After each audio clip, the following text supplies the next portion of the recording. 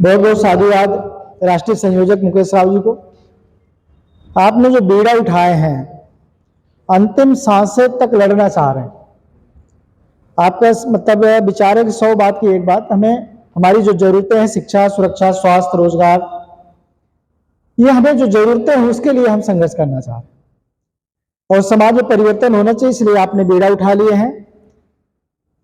मैंने कहा प्रकृति परिवर्तनशील है, परिवर्तन होना चाहिए। अब जब तक साथ है तब तक है।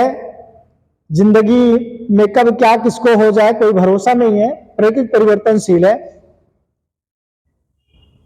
अभी बहुत ज्यादा समय हो गया, लगभग समापन की ओर हम लोग चल रहे हैं।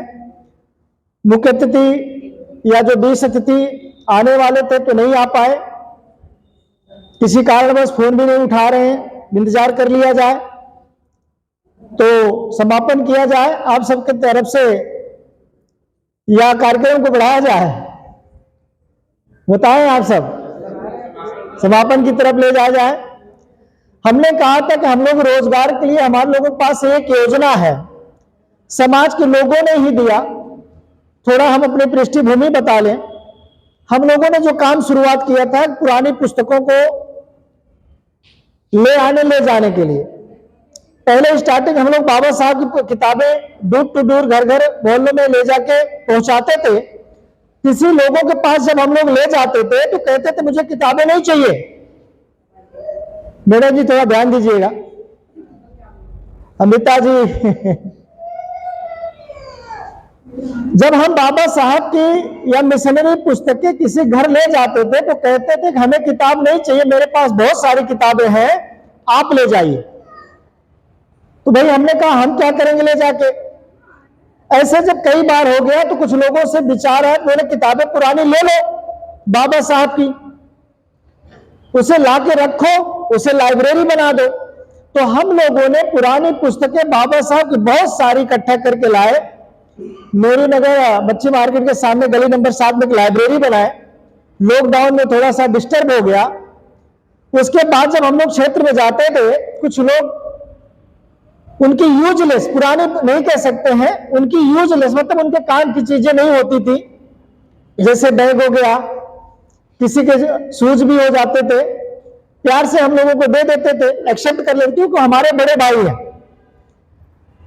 सभी दिल्ली में कोई परमानेंट नहीं रहने वाला, जो भी आया है वो गांव से ही आया है, चाहे हरियाणा हो, चाहे पंजाब हो, चाहे उत्तर प्रदेश हो, यहां पर सब गांव से ही आए, अपना मेहनत किए, संघर्ष किए, आज उस लेवल पे हैं। लेकिन गांव में या तो बड़ा भाई या तो छोटा भाई रह गया कि नहीं साहब, रह गया है, उसे हम ध्यान नहीं दे पाए। कारण कुछ भी हो सकता है। लेकिन हम लोगों ने जब देखा, कुछ लोग के घर हम लोग जब जाते थे तो या रिश्तेदार के यहां जाते थे, क्या हमें नया प्लेट देता है खाने के लिए? नहीं देता है। खाने के लिए नया प्लेट देता है? नहीं देता। क्या नए बिस्तर देता है? नहीं, वही रहता। तौलियां वही रहती हैं। अगर लोअर वगैरह भी देता है पहनने के लिए तो भी हम लोग उन्हीं का पहन लेते हैं। हम लोगों के साथ हुआ, अक्सर बहुत जगह पे रहे तो क्या हम नया सामान ही ढो के लेके जाते हैं अपने घर का, भाई जो भी यूज करना है मैं यूज करूंगा। अभी साबुन हो सकता है और कुछ चीजें यूज कर सकते हैं, लेकिन सब नहीं। तो किसका होता है? या तो हमसे जो संपन्न है उनके घर जाते हैं, या हमसे जो गरीब है उन्हें घर जाते हैं, तो उनका यूज करना पड़ता है कि नहीं करना पड़ता? अगर वह किसी के पास एक्स्ट्रा है, मतलब मेरे पास ज्यादा भैया तो मैं कंबल ले जाओ मेरे तरफ से, हमें डोनेट मिल जाता था, दान में दे देते थे, बीके जी आपको रास्ते ठंड लगेगी, चद्दर भी दे देते थे, हम उसे ले लेते थे, भाई हमें जरूरत है ना। तो हम लोगों ने रोजगार के लिए एक प्लान, योजना बनाया। अगर आप सबकी सहमति हो तो बहुत सारे लोगों के इसी उद्देश्य से बुलाया गया था कि आप जैसे जो संपन्न हो गए हैं, थोड़ा सा उनकी स्थिति परिस्थिति ठीक हो गई है, उनके पास कुछ एक्स्ट्रा वस्तुएं हो जाती है, नया लाते हैं, कुछ बच जाती है। अगर वो छोटे भाई तक पहुंचाया जाए, एक प्रकार का रोजगार हो जाए, तो उसमें कोई बुराई है? आप सबका समर्थन है? पहले नंबर पे हम लोग रखेंगे जो स्टेशनरी होती है, जैसे पेन है, बुक्स है, बैग है, स्कूली मतलब शूज है, इसको रखते हैं। दूसरे नंबर पे इलेक्ट्रॉनिक होती है, जैसे कि लैपटॉप है, किसी की थोड़ी खराब हो जाती है, डिस्प्ले वगैरह कम दिखाई देता है, तो चाहते हैं इसको बेच दिया जाए। अगर वह किसी लेकर के थोड़ा सा ठीक करा किसी गरीब व्यक्ति को दे दिया जाए, जो छोटा भाई अपना है, वो यूज करेगा तो इसमें कोई बुराई है? लैपटॉप यूज कर सकता है, कंप्यूटर यूज कर सकता है, मोबाइल यूज कर सकता है। दूसरे नंबर पे आ गया इलेक्ट्रॉनिक, कूलर है, पंखा है, फ्रिज है। तीसरे नंबर पे अगर लिया जाए फर्नीचर, कुर्सी है, सोफा है, नई नई मॉडल की आती है, पुरानी कहते हैं भैया इसको बेच दें। अगर जो जरूरतमंद है उसको हम लोग पहुंचाएंगे तो इसमें कोई बुराई है? अगर हम लास्ट में ले लें, जैसे कुछ बर्तन है, स्पॉट है, बर्तन है, और कुछ संसाधन, पुरानी साइकिलें हैं, पुरानी स्कूटी है, पड़ी है, किसी काम की नहीं है, समाज की मदद से अगर उसे थोड़ा ठीक करा के, जो गरीब स्तर की बहन बेटी है, पैदल स्कूल जाना पड़ता है, लोग छेड़ते हैं, परेशान करते हैं, अगर वो संसाधन हो जाएगा तो स्कूल वगैरह में उससे व्यवस्था हो सकती है। तो इस तरह से जो हम लोगों ने जब सर्वे किया, किसी भी कास्ट के लिए आ जाए तो 95% आदमी आज भी गरीब और वंचित है। अगर हम एससी की बात करें, एससी में भी, एसटी में लगभग 90%, ओबीसी में 50% मान के चलिए, आज भी गरीब और वंचित है, बेरोजगार है। तो अगर यह काम करने के लिए बड़े भैया से लेना है जो संपन्न है, छोटे भैया को पहुंचाना है, एक प्रकार का रोजगार ही तो हुआ। लगभग हम लोग प्लान है कि 10 से 20 हजार रुपए मानदेय भी उसे दिया जाएगा। अब आप सोचेंगे मानदेय कहां से? तो हम लोगों ने, जब बाबा साहब के बारे में लोग कहते हैं कि बाबा साहब बोले थे कि अपने कमाई का 5% पे बैक सोसाइटी, अंग्रेजी में कहते हैं, तो अंग्रेजी को थोड़ा समझिए। पे मतलब देना, बैक मतलब पीछे, सोसाइटी मतलब समाज। बाबा साहब बोले थे कि अपनी मेहनत का, खून पसीने की जो कमाई है, ईमानदारी की, 5% पे बैक सोसाइटी करना। तो हम कह रहे हैं 5% मत दो। अगर अपने छोटे भाई जो गांव में अभी रह गया, बेरोजगार है, वंचित है, उसके लिए,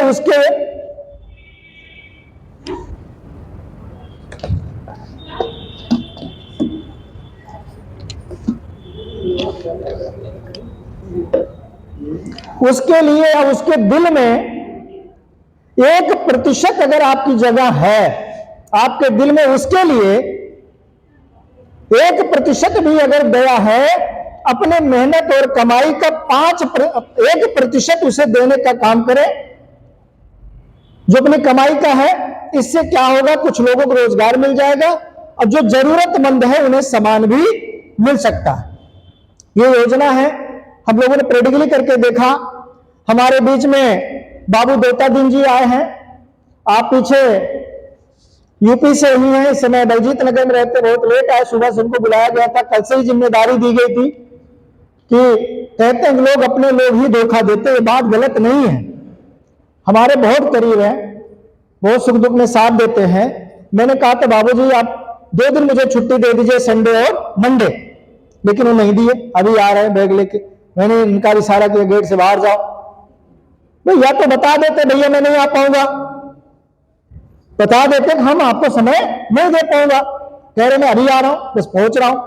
ऐसे भी लोग हैं जिस पे आप ज्यादा भरोसा करोगे वही आपको धोखा देता है, तो ज्यादा भरोसा भी किसी पे ठीक नहीं है।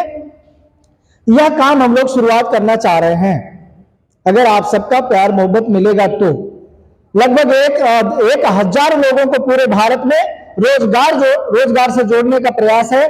जिस भाई बंधु को इस काम के लिए अगर समय है तो दे, उन्हें मानदेय भी दिया जाएगा। अभी भी हमारे समाज में अधिकारी, कर्मचारी, पढ़े लिखे जो संपन्न लोग हैं, वो चाह रहे हैं भैया मेरे घर पे कुछ यूजलेस, पुरानी मत कहिए, यूजलेस उनके काम की चीजें नहीं है, उससे ले जाओ और जरूरतमंद को पहुंचा दो। इसके लिए अगर आपको कुछ फीस लेनी है तो उससे फीस भी ले जाओ हमसे, आर्थिक मदद। इस आधार पे हम लोग 1,000 लोगों को रोजगार देने की योजना पे काम कर रहे हैं।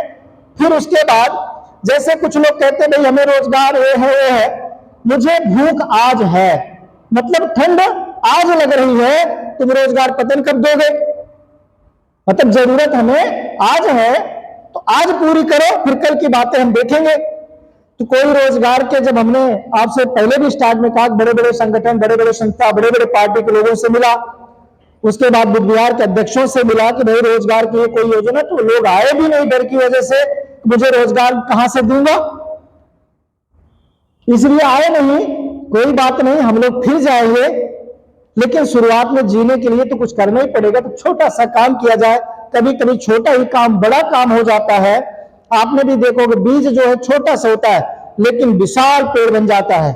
आइए, अगर आप सबका प्यार मोहब्बत थोड़ा समय मिलता है, इस काम को भी आगे बढ़ाएं और मुकेश राव जी के साथ में जो सामाजिक परिवर्तन की बात कर रहे हैं, इसे भी आगे बढ़ाया जाए। इसी आशा विश्वास के साथ आज मीटिंग बुलाई गई थी और संचालन की जिम्मेदारी बीके इंडियन के नाम से मुझे जाते विनोद कुमार नाम है मेरा, और मैं काफी समय 2013 से कंटिन्यूअस दिल्ली में मेरा रहना हो रहा है।